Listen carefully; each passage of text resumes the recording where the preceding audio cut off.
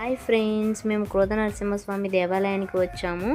ఇది నవనరసింహ క్షేత్రాల్లో ఒకటి. ఇక్కడ వ్యూ చాలా బాగుంటుంది. జలపాతాలు, కొండలు, లోయలు చాలా అద్భుతంగా ఉంటుంది అసలు చూడడానికి. ఇక్కడికి రావడానికి 2 కిలోమీటర్స్ నడుచుకుంటూ అయినా రావచ్చు, లేదంటే ఫ్రీ బస్ ఫెసిలిటీ కూడా ఉంటుంది. ఇంకా నవనరసింహస్వామి క్షేత్రాల్లో మూడోది మలోల నరసింహస్వామి దేవాలయం. ఇక్కడ లక్ష్మీదేవితో స్వామివారు ప్రశాంత రూపంలో ఉంటారు. నాలుగవది జ్వాలా నరసింహస్వామి దేవాలయం. ఇక్కడే హిరణ్యకశిపుణ్ణి చంపిన స్థలం ఉంటుంది. ఐదవది కరంజ నరసింహస్వామి. ఇక్కడ స్వామివారు కరంజ చెట్టు దగ్గర అడవి మధ్యలో ఉంటారు.